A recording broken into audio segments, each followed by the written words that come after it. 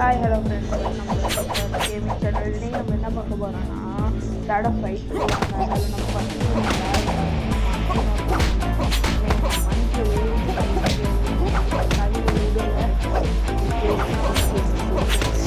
இந்த மாதிரி நிறைய கேமிங் வீடியோஸ் வரும். மறக்காமல் சப்ஸ்கிரைப் பண்ணிக்கோங்க.